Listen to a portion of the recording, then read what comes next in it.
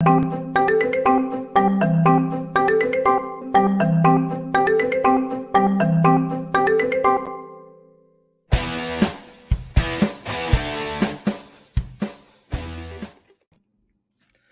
it hanging, YouTube? Peter here, your Ginger Jolly Geek. Welcome to the channel. Tonight we're going to be talking all things TV, having a quick rundown of all the latest TV shows and geeky kind of content. So, can't do that alone, so I'm going to introduce some of my mates. First up, we've got James. You're muted, James. Tremendous start. Tremendous Hey, start. What's up? Oh, that was a very subdued echo tonight. What's the matter? I put all the energy in the first one, you know, so you don't get that twice in a row, you know. Yeah. Thank you for joining with me. We've Absolutely. also got GP. How are you doing, Pete? I'm here. I'm all right. I'm here. I have to say that's a tremendous shirt. Let's just have a look at that shirt. Hellfire Club. I love it.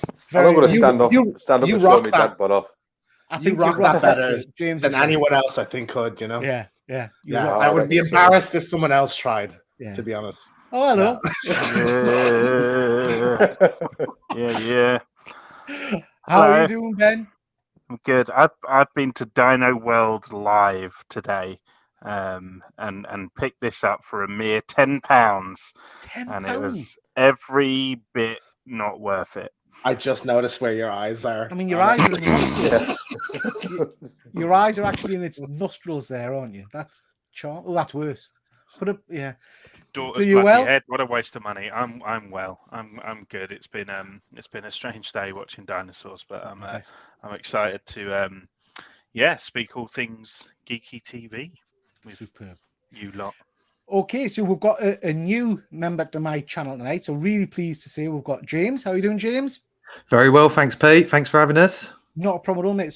So some of my viewers might not have seen you on our channel before. So you just want to tell people a little bit about who you are and what channel you're from? Yep. So I'm one of the co-hosts of This Week in Metropolis, which is a weekly podcast covering all things pop culture. So we do Marvel mainly. That seems to be the only thing that seems to keep coming round. So, but all things tech, music, TV, you name it, we probably talk about it. And you kindly came on our show as well, Pete, recently. So I did. I had a great time. And I have to say it's a really entertaining show. So I really do recommend people check that out. So thank you for coming on, James.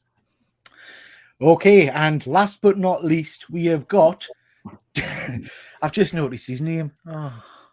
We've got James and no, I haven't. We've got Jason and Amanda. How are you doing, guys? Hi. Good, thanks. I meant to change it, I forgot.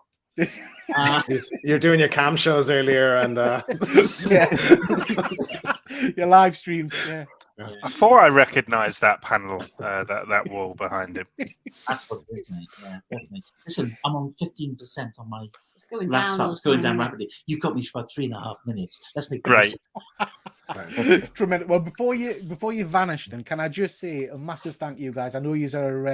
I believe. I mean, he's not mentioned it, but I believe it's your birthday weekend, Jason. Oh is that no, right? his birthday was. No, it is my birthday weekend. Let's get this right. Yeah, but everything got cancelled. You're milking it, basically. You're milking it. And you've basically spent your birthday weekend, month, whatever it is, coming onto this show. So thank you very much, guys. I do appreciate that. And if you suddenly vanish, we understand why. All right. So thank you. Right, just quickly jump into the comments. We've got good old Fuzzy there. Fuzzy, Miss Marvel, an absolute revelation for Marvel. My favorite D+ show to date. Did everything it needed to give a new start.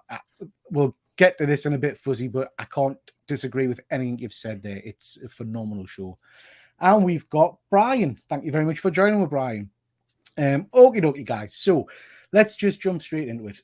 Today we're going to be looking at a whole host of recent TV shows and just briefly talking over some of them. Now, we haven't talked about Miss Marvel before, so I intend to spend a bit of time on that and also on The Boys because we kind of only did the first 4 episodes. So we'll touch on them in a little bit more detail. Before we start, just a quick hello to Fossil Adventures. Thank you very much for joining me. So, guys, have you seen all of these shows? Because I'm going to say straight off, I haven't seen Umbrella Academy yet. I have. Yeah. You've seen it, Amanda, yeah? All of them. Tremendous. Anybody else seen it? No. Yes. Yeah. No. Okay, so All a few of you of the have above. seen it. Good stuff. So we will be able to talk about that briefly in a little bit then. So we'll start off by just saying, obviously there are going to be spoilers in here. So if you haven't seen any of these shows, there will be spoilers mentioned as we go through. Starting off with Herogasm. That's what my mind goes straight away to there. Starting off with The Boys. Freudian slip. Do you know what? This show for me was an absolute. I just loved every second of it. I can't think of anything that was out of place. I've put a few images up there that kind of jump out to us, and they're spread from the last 4 episodes. We've got some incredible kind of singing moments. We've got Seth Rogen appearing. This scene with Homelander talking to himself in the mirror, I thought was amazing. We've got some of the fight scenes, the black noir stuff. Phenomenal. So I'm going to start with, because Jason and Amanda may vanish, I'm going to start with you guys. They need to give their opinion on all of the shows now. Yeah. Very Rapid fire. We'll come back, but we'll be in mobile phone form. Don't worry. Roger. We'll- Oh, okay. No. Tell us a little bit about your thoughts on the end of the season of The Boys. Wow. I just loved it. I just absolutely loved The Boys. Oh, I've gone big. I've gone big. Right, talk then. I loved it because I love programs that are a little bit different, that sort of like quite close to the bone, and it's just like a standout show. Because I really like The Preacher as well, because that was like completely off the wall. Yeah. Oh, yeah, I love that. And this one has it, and it's just so funny. It's just such a dark humor. It's just funny. It is dark humor, isn't it? Yeah. It is super dark humor. I love, mate. It was every episode, right, was getting better and better, and that showdown with Soldier Boy and Homelander and Billy Butcher, amazing. Just and the comedic moments with Huey and how that's superpower. He loses his clothes. Yeah. I mean, you make some really good points. Like, I agree with everything you're saying, but you mentioned that the kind of the showdowns and the fighting there, and I know I said this to some of the guys off camera. I think some of the battle scenes in this, the takedown of Homelander and the initial fight, are probably some of the best fighting and choreographed scenes I've seen in any action shows. And I thought they were it's phenomenal. cast as well, and I don't have a favorite character because I think they're all just like brilliant. They're just all superb, and everything just seems to tie in really well, doesn't it? It's just great. And incidentally, you've got the Seth Rogen in there. Yeah, we watched something, that part that he did. Apparently, nobody wanted to do it, and he was last on the list. And they kept asking him if he wanted to do it. If he wanted to do it, he was like, no, man. And eventually, he just caved because there was like no one else to ask because nobody wanted to sit there having a wank. I feel like I've seen Seth Rogen masturbate more than myself. He literally pops up in everything doing that shtick. Like, because his son did it before, didn't he? Yeah. Well, what did he do? Was it on Pineapple Express? Was it? Yeah, I think so. There's like multiple examples. I can't list them all right now because I tried to erase them from my my memory. But I feel like I've seen it a lot. Still funny. I think one of the things that I really liked about this show was, and I don't know, because obviously we're all, entrenched in Facebook and multimedia, so you normally see the spoilers and things, and this person's going to get to here. That totally threw me. I was literally watching and thought, hang on a minute, that's Seth Rogen knocking one out to, it was like totally, right. Yeah. I loved it. The best bit I had on that one is when that scene that was actually happening, my missus wasn't watching the show with me, and she happened to just walk into the room while he was there knocking one out and looked at me as if to say, like, what are you watching? I can one up beyond that, James, because parenting skills 101. My son watched this with me, and he's perhaps not and my wife, who doesn't like watching series, walked through on the Herogasm episode as the door opened and the guy gets covered in and she literally said, "What are you watching?" And Thomas shouted, "It's just yogurt, it's fine." God. Okay. Wow. Yeah. Just before I come to you, sorry, Amanda. They've also got like a separate Twitter thing as well, like Voight International. Yeah. So it's kind of like You can see the it on company, this. it's like Voight talking, releases Voight, whatever. Yeah. I just thought it was the Welsh accent, to be honest. Yeah. I mean, again, that's an interesting point. I don't know if you guys have checked out Voight or whatever it is, their YouTube channel, the dedicated YouTube channel, the PR channel. It's phenomenal. Save the Chimps. Oh, it's absolutely. So it's basically, it's their it's their PR arm, Yeah. as if it was real. So things like the lady singing about saving the chimpanzees. There's a full music video of that. Right? Yeah, that's a lot of the time you'll see like 10 seconds of something in it, and there's a whole 2 to 4 minute like thing, like the bit where Soldier Boy sings Rapture by Blondie. It's like the solid gold and does the song. That's, you see maybe 20 seconds of it, but that's like 2.5 minutes, and Jensen Ackles does the entire thing. In fact, guys, I'm going now. I'm going to watch it now. Yeah. See ya. Broken. Right, guys, just before we move on, I'm going to come to James, not James T. James. I'm going to have to think of a code name. James Metropolis. That sounds cool. That'll do. James Metropolis next. That does sound cool. That's like a porn star name. Yeah. Wow. Yeah. Well, my surname's actually Steele, so I don't know. That's even better. Yeah, James Steele Metropolis. I like that. Just before we jump to that, guys, just going to quickly jump into the chat. We have got Brian saying that it's been a spectacular year for TV for sure. I completely agree. Homeland is truly terrifying all the way through this series. Absolutely. I completely agree, and I want to come back to a point in a little bit, because Ben gave me a little bit of grief for this. That scene where Homeland is talking to himself in the mirror, I felt sorry for him. I felt really quite... No, don't agree, Amanda. I agree as well. Yeah. Oh my, what is wrong with you people? And we've got Fossil Adventures saying, have you read the comics? I have. I've read the full season. Have you guys read the boys? Yeah, I've looked up some stuff about it, so I know how certain characters kind of storylines end, but I think the show has gone in such a different direction now. Yeah, it really has. It's a superb series, but to read as well. It was James... legit one of the first comic series that I ever when you first get into comics, you kind of you read your Watchmen, you read your kind of your Silver Age stuff, and you go through what you need to go through. And randomly, I just got into the boys, and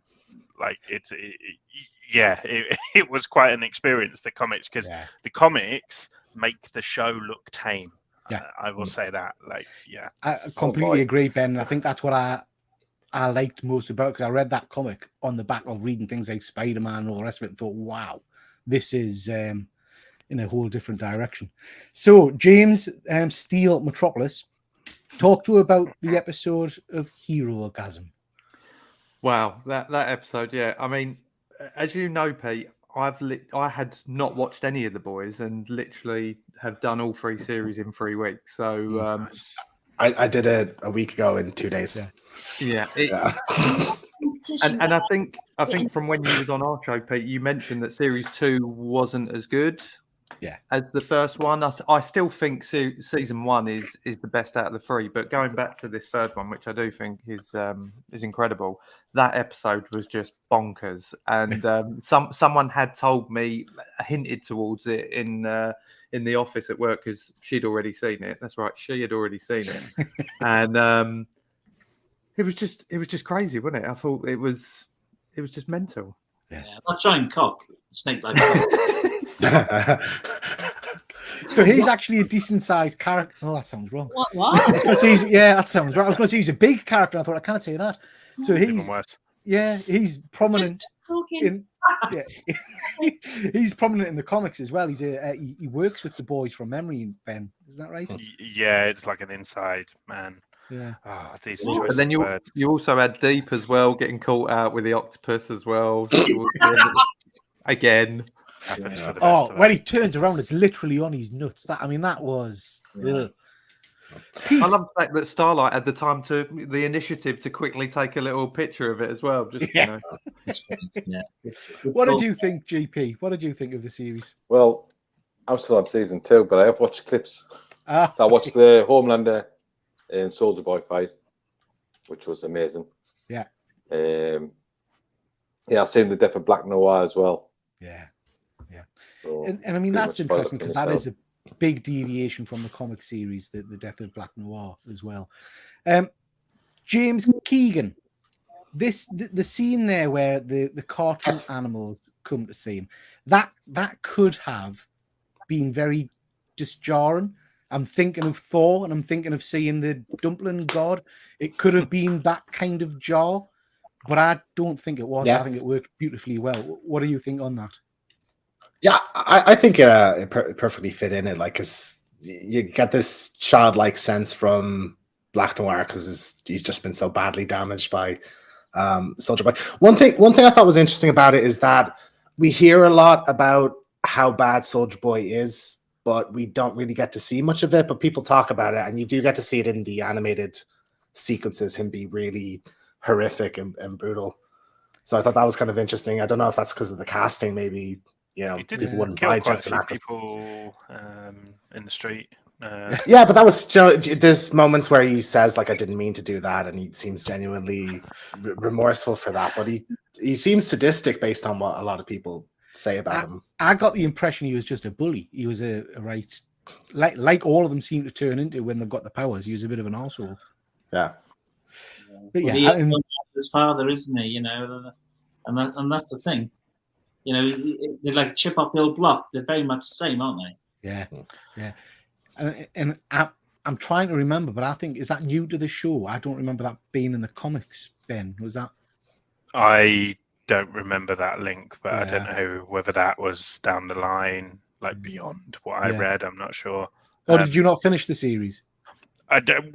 How many volumes was it in the end? Oh, I feel like I got to like 7 or something. Like I feel like around that kind of 7, 8 mark. There was I don't know how many. Big revelation about Black Noir at the end, which is completely different to the TV show now, unless they're going to go back. I need to revisit. I want to say something about Black Noir. I was watching like a behind the scenes making of, and it had Eric Kripke on there. Yep. And he was saying that the scene where they had Black Noir. You remember when he revealed his face? Yeah. They used a different actor. All right. And the guy who'd been playing him with the mask on wasn't happy about it initially. And Eric Kripke said, "Listen, we're going to use this guy because we can always bring you back and have a different Black Noir." And that's what he said, actually, in behind the scenes.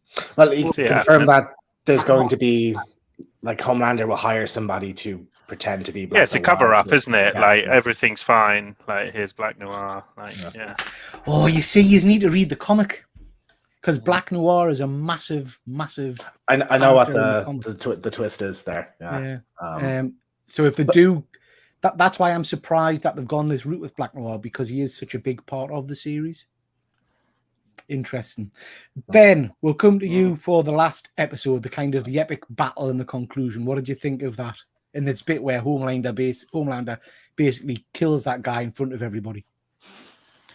Yeah, I mean, it's like, look, you know, you can't ignore the fact that Homelander is reflecting, you know, the kind of Trump administration and journey, you know, that as we've potentially sort of seen play out in front of our eyes recently. And what's kind of that moment at the end is really that moment of realization that he can kind of get away with what he wants to get away with. And that right there is one of the scariest moments that has kind of played out, you know, because all the violence and everything like that, it almost happens in a slapstick way in The Boys. Do you know what I mean? You kind of become quite numb to it. But really, yeah, it's that worrying realization. And I mean, just superbly, like, Anthony Starr is just like, I honestly think this is one of the greatest villain performances, like, on film 100%. And TV. Like, it most definitely in a superhero kind of show or movie. Anyway, it's really quite remarkable. So yeah. I mean, this like, it's funny because it's kind of become a bit of a genre on its own, The Boys. Yeah. Like, I feel like it really kind of stands on its own. And, you know, there's lots of other things that have kind of made that similar commentary of, like, what if superheroes were real? You know, we had, like, Kick-Ass and things like that. But, like, I feel like because this is a TV show and really has the time to kind of breathe and take its time with storylines and stuff, it's really become its own beast. And yeah, like, it's just quite brave as well. Like, you know, the musical number choice, and, you know, you mentioned Black Noir imagining the cartoon characters. Like, unlike Thor, that was very obvious that it was in his head, and no one else's. So you could kind of revel in it and enjoy it, and it didn't feel disjointed or anything. If anything, it was weird. It was kind of more haunting seeing like animated characters do these horrendous things and say this stuff. So yeah, I love it. It's gory, it's foul, it's kind of crude, it's everything that I love in life. So absolutely. Do you think, sorry guys, do you all think that it helps that, I mean, certainly for me, the cast is relatively unknown with they're not kind of big name stars in the series as well, so I think that kind of helps. I always think back to when I was younger watching The Office when that first was on and didn't know anyone in that, and I absolutely loved it and felt and I feel like this one as well, kind of you build up new connections as well with these actors. He's got a huge following. I mean, I was a massive fan of Supernatural. Yeah, same. When I was in school, me and my friend wanted to set up a religion called Jansenism. I am not free at the time. Legit, I'm not even live, right, James? We were the Jensenites. That's I feel we've learned a lot about you. To shut up and have like a tattoo of his face on his chest. But I think James Steele is right. I think the cast when it first started were relatively unknown, and now you've got people like Eccles joining who are just phenomenal talents. And go back to what Amanda was saying earlier on. Yes, Anthony Starr is phenomenal in this, but actually all the cast are really, really strong. I can't think of anybody. I want to shout out Laz Alonso in this series, like Mother's Milk, like his kind of character journey and the kind of struggle to constantly try and do the right thing. I really liked that scene where he hits the guy in front of his daughter and you see him just die a little bit inside. Phenomenal. I think also Frenchie as well in this series. The whole stuff with him was pretty heavy. And also, guys, a massive shout out to Amazon really for having the balls to commission something like this, because it feels like they've just said, just get on with it. It's taken a bit of courage, I think, to put something quite as violent, gory, sexual on the screen. Superb. Is there anything you would change? Is there any criticism of any of these last few episodes? Nothing. That's very unusual, as near to perfect as you could get. I guess the only thing for me, and I am just whinging for whinging's sake, is I absolutely loved that scene where Starlight was drawing all the power out the building.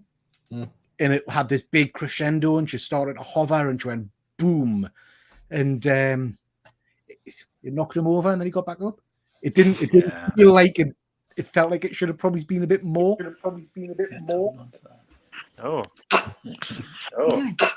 Universal version, like nothing happened. Very smooth. Yes, I think that could have been a bit more impactful.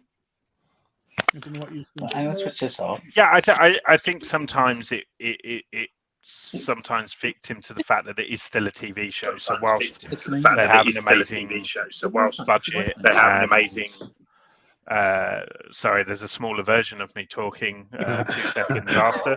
He's just sat behind me. Just while he sets up his audio there.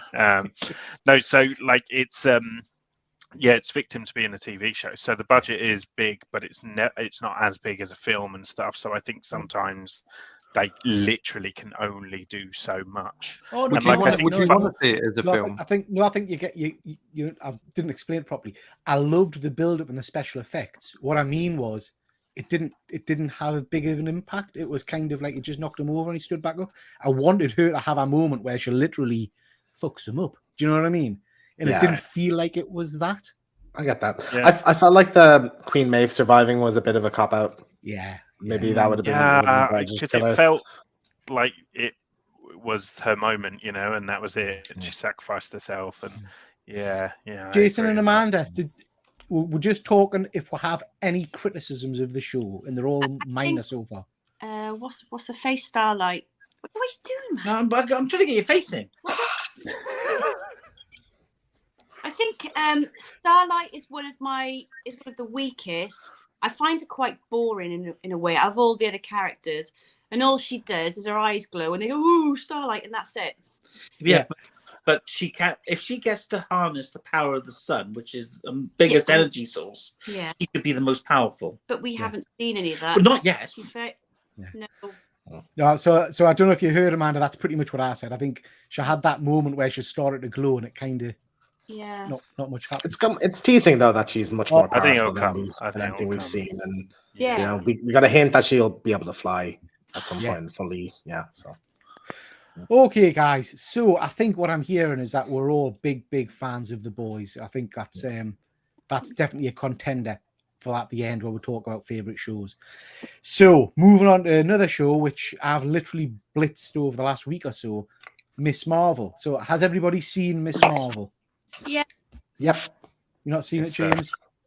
I know what happens because I'm not too worried about spoilers, but yeah, I will watch it. Yeah. JP, have you seen Miss Marvel? I've watched the first episode. Gotta be honest, I'm struggling with it. But yeah, I know what happens in it. I've seen all the spoilers and everything. So I'll start off on this one, then I'll move on to Amanda and Jason. So I wasn't expecting to like this. I saw the trailer and it didn't look like it was going to be for me at all in terms of the style and the writing on the wall and stuff like that. And watched the first episode and absolutely hooked. I loved every second of this show. And I think for me, probably it's possibly my favorite Disney Plus show. I thought the acting was tremendous. I thought she was a revelation. I loved learning about the other cultures and about the family dynamics. I just loved it. And I don't know if that's my enjoyment came from the fact that I don't know anything about the character. It's not a comic I've read. It's not a book I'm familiar with. So it was all new to us. I just loved it. Loved every minute. Jason and Amanda, what are your thoughts on this series? Shall I go first? We may have different a little bit. Love the first episode. It was vibrant. I liked the use of text that was sort of integrated with scenery. And it was, like I said, it was vibrant. It was great acting. And I was hooked straight away with the very first episode. But for me, as the series progressed, for me it lost its way a little bit. In that I was really interested in learning about new cultures, and I have learned so much, but I felt that it got to a point where it was, I don't want to use this word, maybe a little too woke. Oh, Jason. Well, I just think I felt like it was being down my throat a bit too much. Okay. Yeah. I don't get me wrong. I liked it, but I just thought you don't have to. You try and prove a point on something. That's what my opinion about. Well, this is what I said. We've got different opinions on things, haven't we? We've got different opinions. So, I think that is something that's been said from other people on the internet about it, and I think for me, personally, I hear what you're saying, but for me personally, I didn't get that feeling. I didn't feel like it was being shoved down my throat. It just felt natural, and I loved. And again, I'll come to you, Amanda. I loved the family dynamic. I just thought the father was just superb. I loved everything about that kind of dynamic. So, what did you think of it, Amanda? Well, I did like the first few episodes because it was just so different. I'm not going to use the word vibrant because that's what you used. Yeah. It was vibrant. No, it felt like quite immersive, but I felt like it was aimed toward a younger audience. Yeah, and that makes me sound old, but yeah. And with that, because I quite like a bit of violence and things that I watch and a bit of naughtiness, I don't think you would ever get that in Miss Marvel. Do you know what I mean? And, but even though people are saying you learn about cultures, it just felt really familiar though. Maybe that's just because of the way you've been brought up. I wasn't thinking, oh right, okay. It was just like, oh, it just felt comfortable watching. It just felt like normal. But I did get a little bit sleepy. I think it was just because the narrative. Maybe I just found it a bit too storytelling, maybe a bit slow. But I think then sometimes they set up characters, don't they? And they have a big backdrop, and you have to learn about the character. The next time you can just go straight in it, Yeah, I get that. and you don't have to have all the history. Yeah. And I think there's no argument that this is aimed at a very different audience from The Boys. They're almost, that's why I put them side by side. They're almost chalk and cheese, aren't they, in terms of the kind of styling of the shows. And I don't know. I think for me, I came off watching The Boys, which was super violent, super adult, to something that just felt fun and you're right, childish, but still covering some very important themes. I thought it was really interesting. But yeah, great comments. James T, we'll come to you next. I watched the first episode and then waited until it was all out, binged the whole thing, and I absolutely loved it. I do agree. It sort of starts really strong. You know, it's stylistically quite different, and then it kind of meanders a bit in the middle, like basically all of these shows have, and then it kind of pulls it back together for the end. But I think it's got one of, if not the most charming, not just protagonists, but just supporting cast of characters. Like, I think the family dynamic is fantastic. I like that there's a family that is supportive of her doing what she's doing. Like, I know initially she's not, but like they know that she's a hero by the end, and they help her. I thought the villain was atrocious, to be honest. Like, just nothing. And I get that you have to focus more on the protagonist when it's their first project. So I get that, but I think they could have used a bit more focus to develop a little bit. Like, you know, they go from, oh, we're going to be friends to, oh, we're going to kill you, like basically through one conversation. But like, aside from that, like I thoroughly enjoyed watching it. So I think it's definitely up there for me. I think you're right. I think the villains suffer from that kind of old Marvel trope, don't they? They were quite. You didn't get enough of them really to understand them. But then, in only 6 episodes, I'm not sure I would have sacrificed anything to learn more about them. If we had another episode, fair enough. Yeah. But yeah, they were a bit kind of villain of the week, weren't they? They weren't that interesting. And in terms of the political kind of side of the show, there was one character, like the damage control agent woman. Yeah. And the show sort of implies that she's racist. But like sometimes she'll say like, "Oh, this is what happens when the wrong people get powers," and then the guy goes, "Wrong people," and I didn't really think she meant like Muslim people. You know, she said she means kids. But I think like they should have either gone all in on that and had her be very clearly a racist character, or just not done it at all. Yeah, but I think that probably reflects the reality of it, that there is the kind of the undercurrent of racism, that it's not overt wearing, you know, an armband kind of thing. Yeah, that's how these things actually are playing out. And, you know, the comments they made about the fact that, you know, mosques and things are on watch lists and they're all under surveillance is true. You know? True, yeah. Ben, coming over to you, because I know you enjoyed this series, I think. Yeah, I madly in love with this series, this character. Like this, I just thought it was a perfect palate cleansing introduction for kind of the future of the MCU, at least, and Marvel. So I think in response to sort of James's comment, I think she reflects that kind of systemic, you know, unconscious racism, you know, that people sort of have that. And so I think that was definitely deliberate, that they didn't kind of lean into it too much, you know.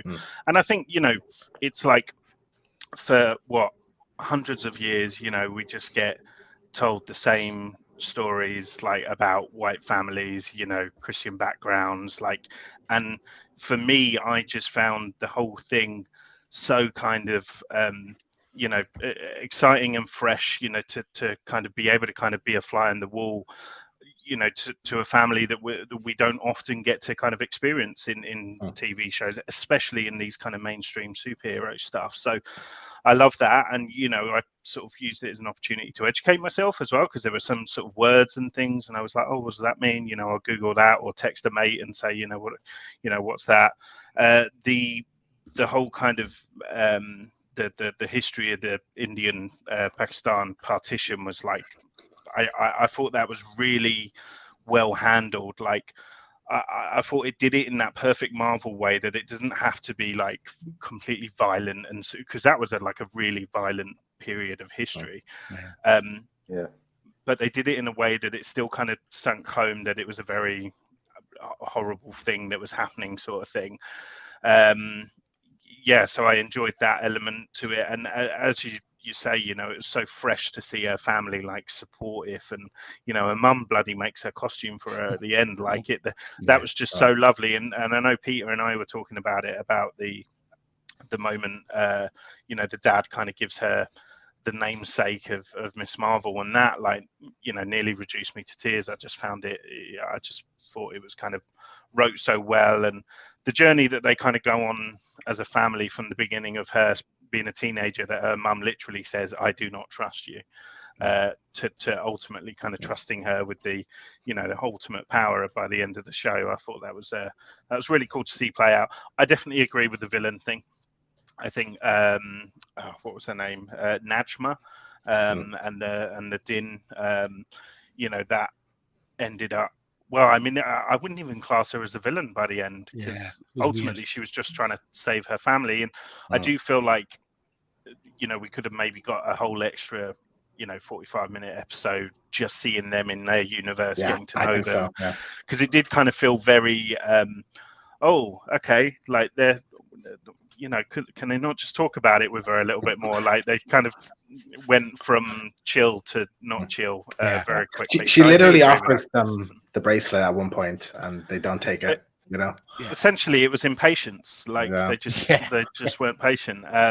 So yeah, I do agree with that criticism, but at the same time, I feel like if you had gone too, like if you had given her a villain that there was too much jeopardy and there was too much at stake and it was too dark and stuff like that, it wouldn't have felt as kind of light as it did by the end of the series. And I think ultimately it's given us this character that we've kind of fallen in love with now, ready for the Marvels.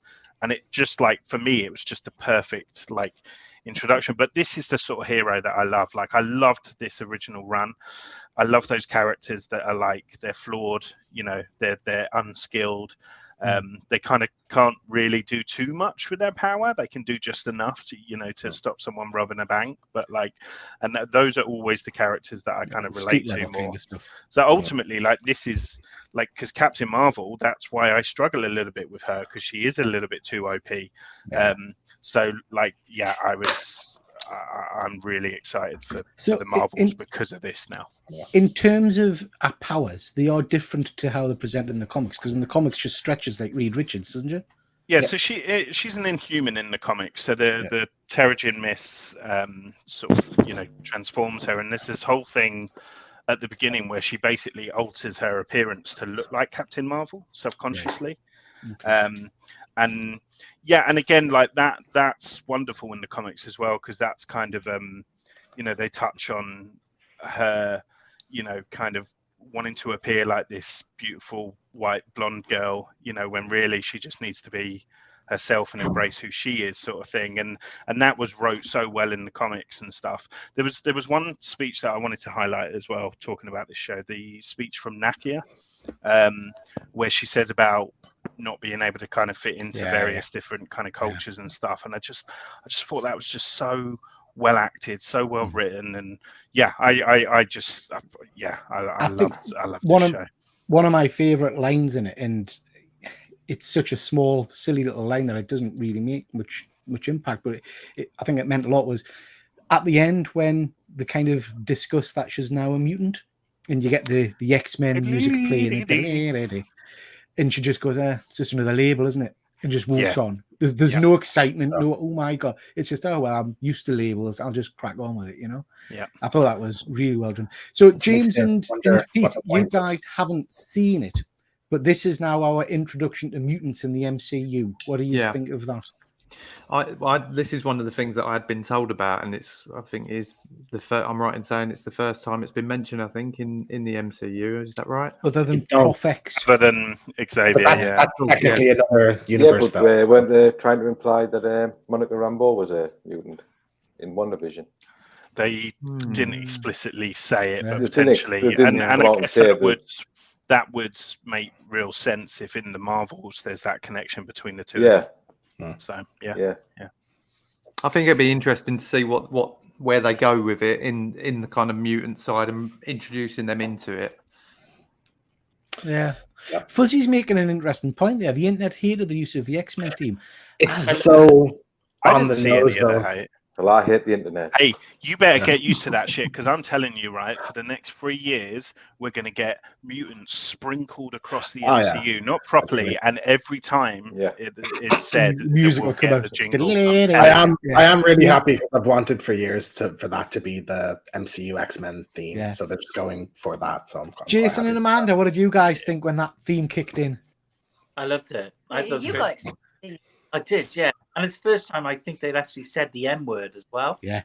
They weren't allowed to because of Fox. So it was never sort of really described how superheroes were before. It never said they were mutants. So the first time you hear that, he said there was. Did he actually say there was some sort of mutation? Yep. He did. Yeah. He said there was mutation, and as soon as he said that and the theme kicked in, I said to you, I went, mutants. Amanda, were you equally as excited at that point? Or? No. Not like that. I mean, I don't get excited. At all. At all. Jason woke her up. Are you guys happy that this is a thing? Because, like, for me, I felt like we'd already, because even the way this is framed in the show is like, oh, remember when I said that this was why you have powers? No, we were wrong. It's this. So they already had, like, I thought, with the whole Jin thing, a quite reasonable origin story. And this felt a bit tacked on for me, like unnecessary. I think for me, again, slight criticism is that the whole Jin thing, mutant thing, Bangle thing got a bit muddled. And it was like, well, I'm not quite sure where the powers are coming from now. Yeah, and it's been overshadowed ultimately by the mutation comment now. Yeah, that's exactly what people will remember, not the negabands and stuff like that. Like, But then you say that, but then you get the transformation at the end, the switch, which I immediately read as the negabands clanging in them swapping places. She's touched the other one, because that's what happened in the comics. That's what happens with Rick Jones and Captain Marvel. They bang the bands together and they swap places. Phil's made an interesting point there. Good evening. I'm definitely feeling Marvel burnout. I agree, Phil. I have to say, it's been a struggle to be positive all the time about some of the Marvel shows, but this really gave me a bit of fun. I really enjoyed this. I liked Moon Knight, but I didn't love Moon Knight. What, are you guys on the same page? Are you feeling a bit of Marvel burnout? It's been a roller coaster of quality, I think. So it's been inconsistent, I would say. But like ultimately, it's like we're at a point with the MCU now where it's like, we're in phase 4 or whatever, going into phase 5. Like this will get like comics where you don't have to pick up every comic. You can still love Marvel. You don't have to pick up every comic. You can kind of pick and choose, and then you pick up your Avengers event at the end of it, sort of thing. Like that's how we all read comics, and I think that's potentially where the MCU is going. Is that different things will be aimed towards different people. I know GP made a video about the Werewolf by Night stuff. I read the the scoop on that. And it sounds fantastic, but it sounds very bloody niche. I think it will. Like different things will cater for different people now. I guess I've said it before. Sorry, Pete. Sorry, I'm interested in hearing from James and Amanda in particular because, and I might be wrong, but I know you guys have read comics or you read comics, but you're not massive comic readers, regular readers, are you? So I wonder, are you guys getting to the end of your tether with MCU related stuff? Are you starting to get bored of it? It is kind of saturating the market. Is that because DC's so bad though? I was just going to say, where's we need the yin and the yang. Yeah. You know what I mean? Yeah. Like Blumhouse churning out loads of horror all the time. You might get to have like a set formula Blumhouse. So it is they are overtaking the market, Marvel, aren't they? So I would like to see some more DC. Yeah. Something a bit edgy.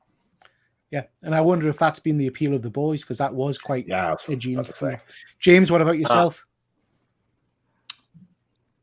Is that me? Which one? James Steele. Sorry. Oh, right. For me, I think it's a bit like what Ben said. I think the problem is we probably compare a lot of the time to the first saga and that whole kind of 10, 11-year stretch where we saw where it was all heading towards. And I think we've got to remember we're still at the beginning of the second saga of it all, and it might not necessarily all come together. We don't we don't really know just yet. You hope it will.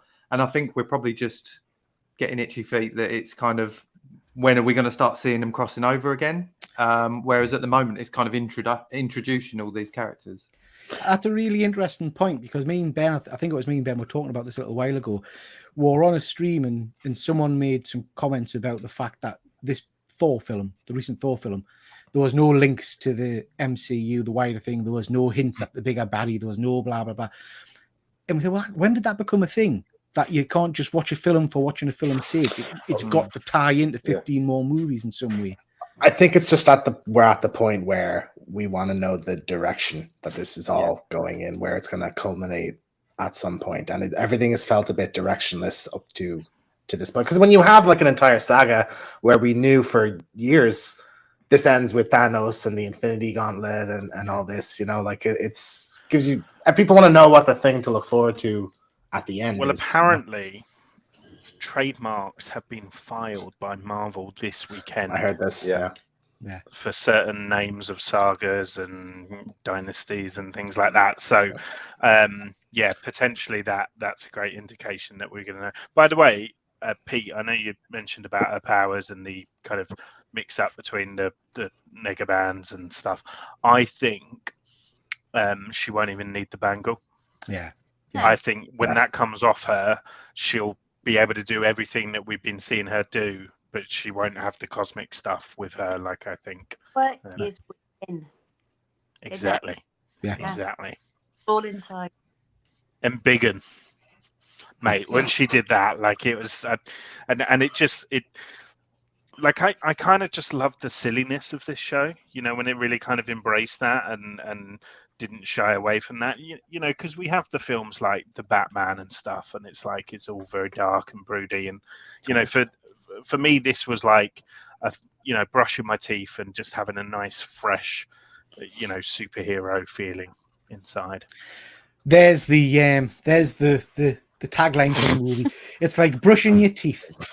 Tremendous. Ben Crampton review. Okay, guys. So I think mixed reviews for Miss Marvel. Very mixed. I'm interested to see where it goes next. So we have talked about these shows before, but I did just want to touch on them briefly. Stranger Things, the finale. Now, this I think is really interesting because we've just talked about a big Marvel show. We know we had Moon Knight recently and things like that. For me, The Boys and Stranger Things are wiping the floor with them. I think they are top quality entertainment. So I cannot wait to see where Stranger Things goes next. Has everybody seen it? No. James hasn't. Yeah. Watching it. Two Jameses haven't, dear Lord.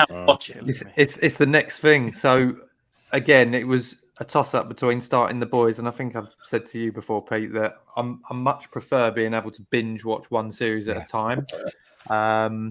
And it was a toss-up between The Boys and Stranger Things. Matt, my co-host, he absolutely loves Stranger Things, and everything I've heard from him and you when you was on the show talking about it, it was that this is next on my list. So I'll be starting that very soon. Bill's saying there, they're setting the bar. I think, and I know, again, like I say, we've talked about it before, this last season of Stranger Things didn't put a foot wrong for me. It was, every episode was phenomenal.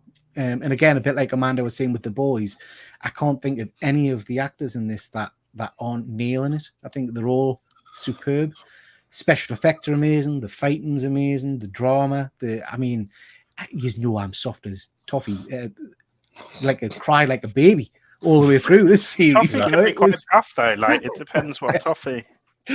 Soft as fudge. Soft as fudge. Yeah.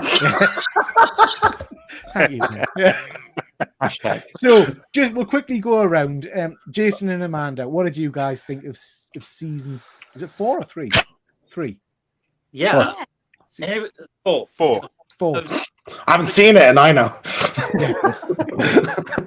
Or, I didn't think there was going to be a season 5, to be honest. I thought season 4 was the last one. Yeah.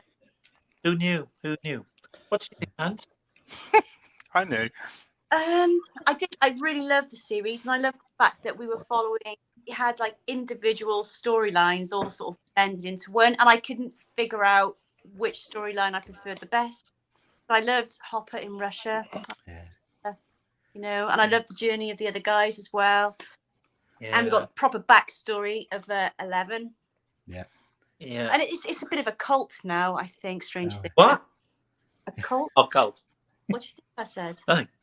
There's 2 of us in the cult now, guys. Yeah. You need to get your T-shirt and join. No, Amanda, you're a big horror fan, aren't you? What did you think of that guest appearance? Of what's his face? What's his name? Freddy Krueger. Robert Englund. Robert Robert. Englund. Yeah. Yeah, I thought he was placed really well. I thought he wasn't just tacked on just to be in it. Yeah. Played the role well. Blended. But there was such a romance to that as well, because ultimately Vecna reflects Freddy so much, in what he does, the victims he chooses, the way he kills them. So I that cameo was it was so much more. Well, oh yeah. Superb. Yeah. GP, did you say you have seen it? I haven't seen it. I've seen 3 episodes, but it's not my fault because I have to wait for Take the T-shirt off. I have to wait for my missus. I'm serious. Take it off right now. Sorry. No, but I'm really enjoying it. But it's going to be another 2 years, isn't it? Yeah, 2 years For the between next episodes. It's horrendous. See, so why rush? Just enjoy it. This is true. Or watch it multiple times. Yeah, true. Ryan, you could Get him out. Time out, can't you, in the chat? How dare you, sir? No. Okay, guys. So, Stranger Things, I think for those of us that have seen it, we all agree it's a hit. Yeah. No dissent. 2 thumbs up. Now, I've not seen Umbrella Academy, so who has seen it? I have. Amanda, we'll come to you then. Tell her how this is performed. I will be watching it, so try and be spoiler free if you can. But try not to give anything away, man. Well, don't give anything. Has it been a good season so far? Yes. Yes. It's spoiler free. That's what you asked for. Yeah. It's hard to discuss it, but what I would say, it goes in certain directions you don't expect it to. It's exciting. It's season 3, isn't it? Is it season 3? Yeah. Of Umbrella Academy. I got fed up halfway through season 2 of Umbrella Academy. Yeah, well, you got a bit sleepy during 1. Yeah. Well, you did actually fall asleep because you were tired, and then I just carried on watching all of them without you. That annoyed me, and I said, "Well, I'm not going to watch it now then." Yeah, But then I picked it up 3, and it was really cool. Without spoiling it, do you know anything about the plot line at all? A little bit, because my son's watched it and he's desperate to spoil it. He keeps trying to tell us bits and bobs. So do you know that there's another academy? Yes, the Sparrow Academy. Sparrow. And they have it's another universe, basically. It's another universe. And I think there's some very touching moments in it. Brian. Bad moments. I cried. I know. But that's because you didn't have sex. What? Who else has seen it? Has anybody else seen it? I've seen it. Yeah, I didn't. I mean, I'm gonna fall out with Brian in the chat. I cannot. No, I'm joking. We're all entitled to our opinions, even if they're wrong. I didn't love this. It's interesting. We were talking about the boys' comics and how they differ so much from the series, and this is really different to Gerard Way's comics. Those comics are really kind of out there, and this I feel like is just, I don't know, it's started to feel quite sanitized in its kind of production, I think. It started in a very surreal way, and that did feel quite jarring because it wasn't necessarily explained straight away, and that kind of put me in I started on the wrong foot, and then it kind of took me a little while to kind of get back into it. And then, when you're watching something and you're like, well, I've come this far. Yeah. You have to. Yeah. And ultimately that's kind of where I'm at with it. And I do feel like, again, no spoilers, but like they could end it with how they've ended it now. Yeah. And I'm kind of okay if I don't see another series now. Like, I have enjoyed it, but I think my fond memories are pretty much purely based in season 1. With the assassins and I thought Five his character was tremendous in that first series, and like it's definitely victim of when it was released as well, because this was released during The Boys being released. It was released during Stranger Things being released, and those two right there for me are like near perfect series. And Miss Marvel was I felt was really strong and stuff. So Klaus is tremendous. I mean, that guy sweats charisma, doesn't he? Like he's amazing. Robert Sheehan. Ireland's on. It's really interesting for me because I think I'm the same as Jason. I loved the first season. I lost my way during the second, and I've had no real drive to get to watch this, which tells us a lot about it. I think I will, but it's not at the top of my list. I list. wish I could sell it, and I just can't. I can sell it. Don't listen. He's gonna talk. Me and Jason are disagreeing on everything tonight. Yeah, I mean, goal in every single series, trying to save the world, and it's like, how many times can you try and save the world? Can you save it? Yeah. One thing I did. Sorry, Amanda. Okay. I got passionate there. You finish first. What were you saying? No, all I was just saying that in every single series, it's like they need the world, but it's like how many series can they put forward where it's just the same thing that they need to save the world? You said it gets tiresome. It might get tiresome. Yeah. I'll give it a watch and we'll see what happens. I wanted to say though, Peter, like there is a wonderful element of the series where they basically explore Elliot Page's transition. And it was just handled so nicely as part of the story. And interestingly enough, when Elliot was Ellen and she was coming out, that was kind of part of that series as well. And it's almost like it felt quite personal watching it, because you kind of feel like you've been on that journey a little bit with her, but it's been reflected by the character sort of thing. So I just thought that was I'm nice glad to hear that, thing. because I was wondering if they just ignore it and it just happens. It's part of it, and it's done really, really nicely. I liked it. Showrunners, they really supported him. So fantastic. Yeah. Okay, anybody else got anything to want to say about Umbrella Academy? I wish I had a body like Moon Boy. Okay. I do want to say the actor who plays Five, can we have him as Damian Wayne? Can we have him as Robin? Yeah, that would be very good. He's got that arrogant kind of arsehole kind of vibe going, hasn't he? Yeah. I just kind of know what you're talking about, Peter. Yeah. I just wanted to throw this in because we're kind of rounding up TV in general. Did everybody see Obi-Wan? Yeah. Yeah. Yeah. Okay. Yeah. Now, for me, in terms of budget and fan appeal and all the rest of it, this should be hands down the best series. It's Star Wars. It's massive. For me, it doesn't hit anywhere near the level of enjoyment I had for things like The Boys and Stranger Things, which I find really sad. Now, Ben, I know you're a massive Star Wars fan, as am I, perhaps not to the same extent. So this isn't an attack on Kenobi. It's more about the fact that I think it's interesting that this isn't the top of the shop. I find that odd. What do you guys think on that? We'll start with James Steele. I loved it. I'm not a massive Star Wars fan. I've seen them all. I wouldn't say I'm like a huge fan of the franchise, but for me, I mean, Mandalorian was incredible. I put this up alongside it, but for different reasons. I felt Mandalorian was quite original in its what it done in the show. Yeah. Obi-Wan almost kind of filled in the gap that I think was really missing. I loved Darth Vader in it. I thought he was incredible. Yeah.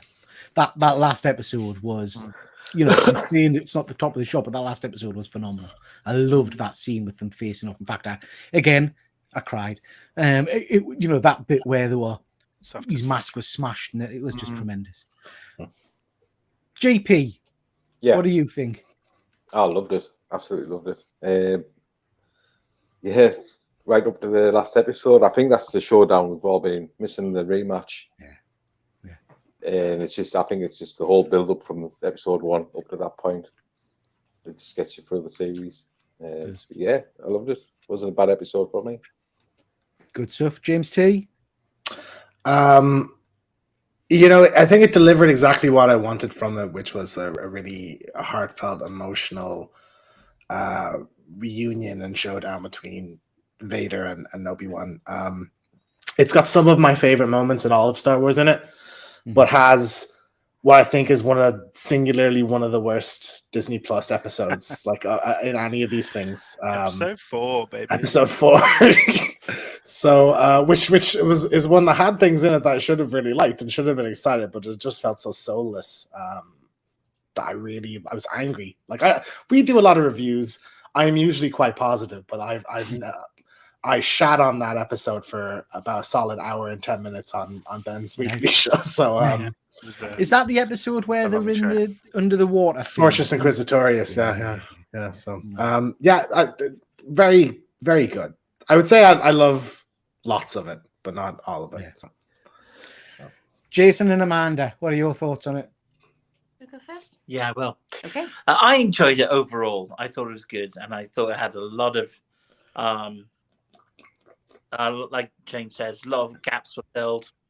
I think that it didn't need to be as long as it needed to be, and I hear a rumor there is an edited version running an hour and a half to 2 hours or something. What? So it blended in the whole 6 episodes. He had to take it down, unfortunately, the guy, but he's trying to find a way to do it so that you can pay and privately access it, sort of thing. Yeah, to be honest with you, because it probably cuts out a lot of the downtime. I mean, there was some really annoying shit in there. I'm going to be honest with you. The bit where he's in the truck and they get out, and he shoots the laser gate, so he can get through, and he could have just walked around it. That's like no. That's like the Lord of the Rings. Like, why didn't they fly? Yeah, but why didn't they the flying thing? Yeah, but you know, J.R. Tolkien answered he told that. people to shut up, didn't he? He said, "My answer to that is shut up." Yeah. Shut up. No, some great bits in it, some fantastic moments, and the fact that you get to see, like Pete says, about the slice in the head, and when he takes the mask off in Return of the Jedi, and you can see that burn mark in his skull. It's really well done, you know. And let's Disney know what they're doing. They've got some great stuff there. They know how to put a show together. But there were some stupid scenes. The chase where a little girl running away and running faster than the 6 guys. That was so bad, wasn't it? That scene. It was very Benny Hill, wasn't it? It was very kind of. They're both playing. Oh, fell into this. It was jarring. It was jarring before. Yeah. Amanda, what did you think? Did you enjoy it? Me, I like Star Wars, but I don't love it because I get very confused by everything. Well, it is confusing, isn't it? No, it's not. It's like, what order is it? What It's really confusing. There's numbers. They've numbered it to make it easy for you. Episode 7. What's the name of the film? Episode 7. I don't know. Attack the Clones, is it? Oh, forget it. I don't know. Forget it. Everybody Jar Jar Binks. I don't know. That wasn't Attack the Clones. What's the one? What's the order? Episode 1. I don't know. What do you mean you don't know? I don't know. On this panel. I know. Jason? I watched, but I would say I preferred Mandalorian. Yeah. I love Mandalorian. Just out of interest, Jason, are you going to Star Wars Celebration next year? No, mate, but I want to. Jason, get a ticket, man. Come on. Yeah. I mean, it's sold out now. Secondary market, though. You'll have to get them somewhere dodging an alleyway or something. Just do a Jedi mind trick at the door. Yeah. You don't need to see my ticket. What did you think of it, Ben? Well, I mean, fuck me. I gave my opinion on it for about 2 hours every week for 6 weeks. I feel like I've everything that I could say about it, I've said about it.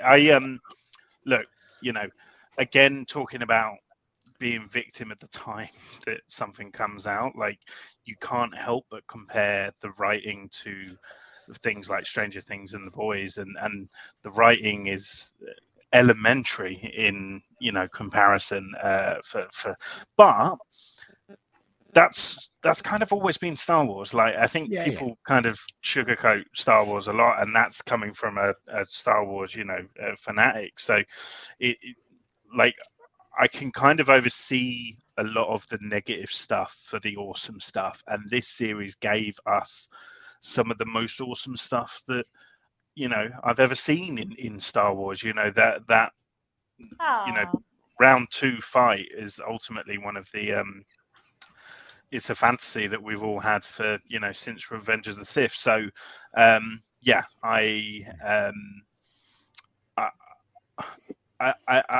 can't sit here and say I loved it. I didn't love it like I love Mando. But I did really enjoy it, and I did think the good things outweighed the bad things, but there were some real bad things. Definitely. I completely agree, Ben, and that's pretty much exactly how I feel. I enjoyed it, but I have to say that last episode totally saved it all for me. I would put up with all the negatives for that last battle. And it's interesting, like James still mentioned it, that this could have been shorter, and the Miss Marvel should have and could have been longer. And I do feel like the Marvel series need to be longer, and the Book of Boba Fett could have been a film, and this could have been a film. And the Book of Boba Fett, I mean, Christ, 2 of those episodes were Mando episodes anyway. So it's like, like I do feel like these Star Wars stuff, like I almost would rather have an extended straight to Disney Plus movie, for it's a 3-hour film or something, than, having these fluff episodes or episodes that aren't as strong as others.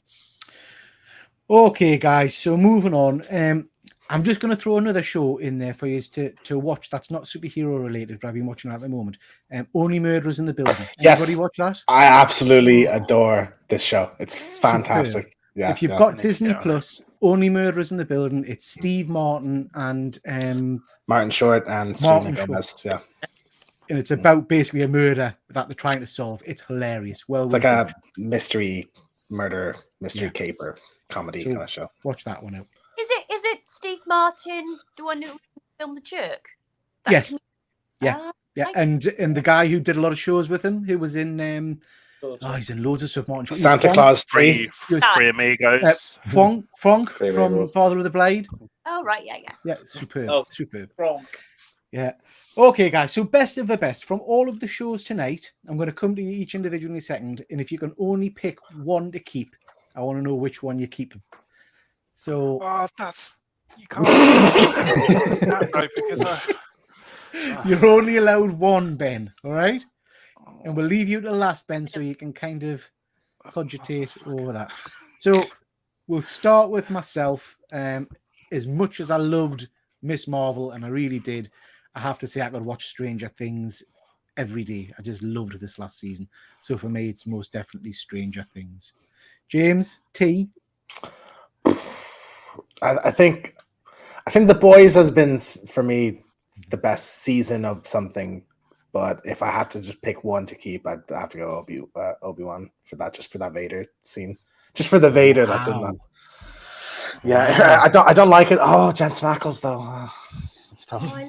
You're out the cult. Nah, You're out the I do bloody love- cult. oh, If you're picking Vader over, He's not an Eccles head anymore. yeah. Mm. Okay, so I mean, Eccles is watching tonight. He'll be devastated, but never mind. GP, Okay. Yeah. Okay. Saying I haven't watched all the episodes, but I'll go Stranger Things. good man. you cannot select something you've not watched. Yes, I can. I've watched 3 episodes. I enjoyed the 3 episodes. I know I'm going to enjoy the rest of the season. I'm picking Stranger Things. GP, I think you're quite within your right to select whatever I you am. want, mate. Yeah. Yeah.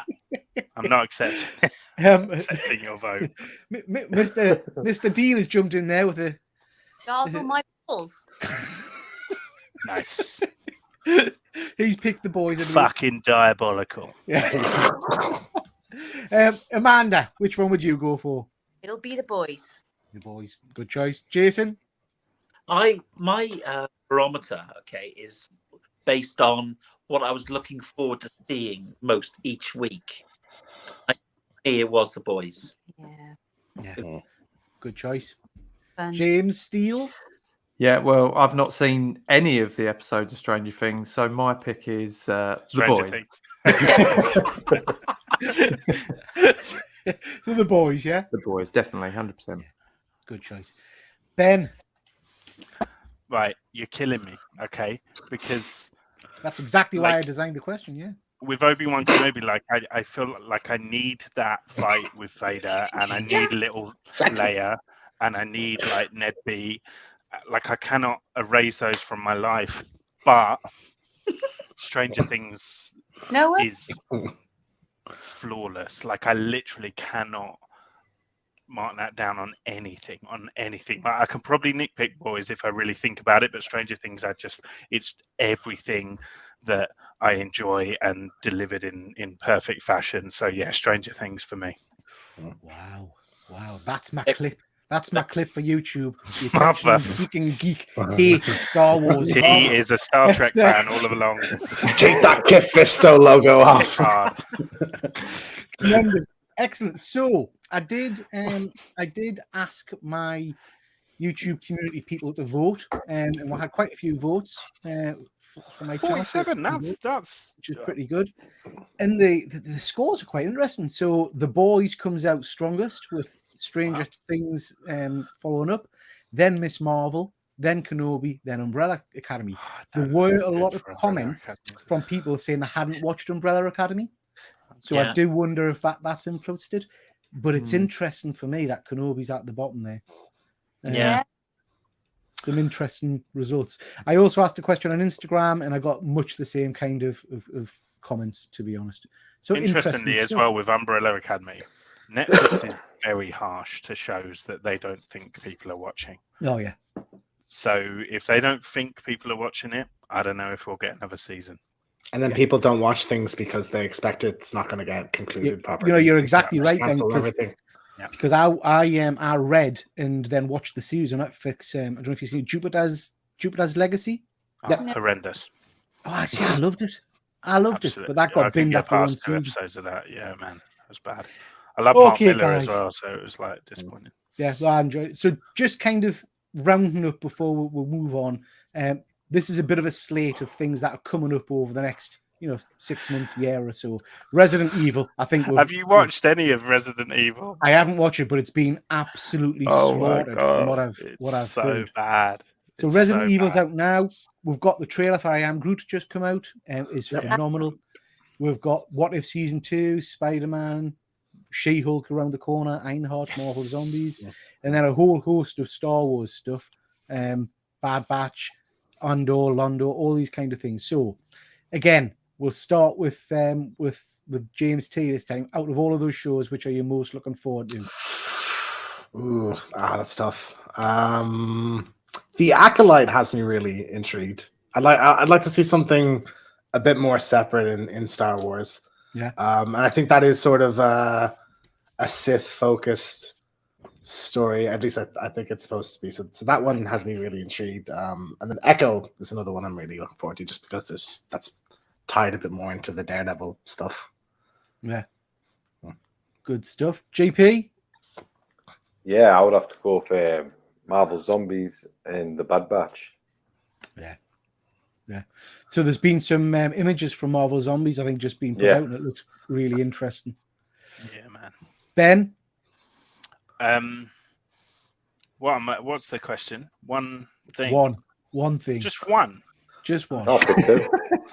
I can't give you one thing. The Ahsoka series, I think, because it's ultimately just another series of Rebels, and like I'm just so excited to see like a Chopper in live action, and like just give me that content all day long. He's a droid, Peter. Chopper. He's, you're gonna love him, Peter. He's like R2D2, but like very rough around the edges. Like doesn't mince his words, doesn't mince his beats. He's spunkier. He's so spunky. Okay. Spunky Chopper. No, I've got to say on the Marvel front though, like those images from Marvel Zombies just look like a lot of fun. But you know my passion for Jennifer, so She-Hulk is my Marvel one. So I mean, technically, you've gone three choices for the one, yeah. I'm just scratching the surface. Right, so my next one now, I'm joking. James Steele, which one's got you excited? I would have said What If season 2 because I loved the first series, but Echo, I read recently that Daredevil's going to be in it, and I love Charlie Cox's Daredevil. So if him and if he's in it, I'm psyched for that. Yeah, he's going to do a voice in freshman year, the animated Spider-Man thing as well. Cool. Yeah, good stuff. Amanda? There's a couple of things that I'm not familiar with, but I really want She-Hulk to work. Yeah. I hope that's going to be great, but it might be Agatha. Yep. That was my choice, I have to say. Really excited for Agatha. House of Harkness. I think that could go in all kinds of directions. I think it'll give us a lot of multiversal stuff that we're not expecting. Like Jason? For me, it's going to be Echo or Secret Invasion. I'm going to Secret Invasion because no one said it. Yeah. So I'm really looking forward to that. Might see a trailer for that tonight, you know. Yeah. Oh, teaser image. A lot to be excited about. I just hope the quality's there. But yeah, some good shows, hopefully. So where's the DC stuff then? Why aren't we getting all this for DC? So I mean, DC had Peacemaker, which is phenomenal. But you're right in terms of TV content. I thought haven't they got a big deal to produce standalone shows and series? Oh, like HBO Max. HBO Max. Again, stuff for that, yeah. But you're right, Amanda. DC seems to be not pushing out loads. So be interesting to see how Black Adam plays out. That might be interesting. Yeah. Okay, guys, just to start winding up, I've changed my schedule over the next few days a little bit because of work commitments. So I'm condensing Boys and the Toys and the San Diego show into one show tomorrow night. So we're going to do a Boys and the Toys Comic-Con special. So that'll be at 7:30 tomorrow night. Hope you can join me for that. James T. New video came out last night. It's about why The Last of Us Part 1 had a gameplay reveal. So the video is kind of about why it's not a cash grab like a lot of people are saying, but it still didn't really need to be made. Yeah. So just a quick video whipped up yesterday for that. What? You talk about your video or the If I listen to the Reddit commenters, my video, you know. Tremendous. So that. James. Yeah, so this week our weekly contributor Mark for our question mark segment. Mark is joining us live on the show, so we're flipping it on his head and doing questioning Mark. So we're asking all of our viewers and listeners to send in questions for Mark this week. Excellent. And if you haven't watched any of This Week in Metropolis, go back and watch this. Last week was all about pirates, and James had some incredible pirate facts. So it turns out it actually wasn't about pirates, but it was more about piracy. But hey, you know, they're all the same. That was good stuff. Ben? So this is my latest 1/6 scale figure showcase, and it's a double whammy. So it's Wicket and Darth Maul from Hot Toys. Tremendous. And then my kind of thoughts on Miss Marvel in a little bit more detail than what I've gone into tonight. Look at the size of that fist. Well worth a watch. Purple fist. Kid Fisto. GP? Yeah, so I'm trying out a bit of new content. It's character rumors and speculation for upcoming Marvel projects. So if that's your sort of thing, go give it a watch. So is that out? Is that out now, GP? It's out now, yeah. It's on the GP Venom channel. Okay, tremendous. Jason, I don't have the thumb for you. What have you got coming up, mate? Nothing. What I would say is that I'm still reveling in my giveaway. By the way, I had that 2K subscriber giveaway, and it was claimed. It was someone from Guatemala, so that cost me 35. How much? How much did it cost? 35 quid. And the comic. Yes, a 45 quid. They've done well. They replied. Fernando, his name is, I think, Fernando Cortez or something. Great. Fernando. Yeah. I bet you are really pleased you won. Oh, mate, I wish the original person, they lived down the road practically. Anyway, so I have got some plans in place. I am going to be doing a unboxing of a Spider-Man book, a CGC Spider-Man book, which will be coming soon. And I'm also got a batch from CGC coming in the next week or two. It's all been graded, but I've gone through a third party, so I haven't got a clue on the grades. So it'll be a complete. I want to know what's going on, basically, a bit like normal. But that's it at the moment. Excellent, good stuff. I almost messaged you the other day, Jason, because someone was selling an X-Men 1 that I was very tempted by, but it's sold by the time. Yeah.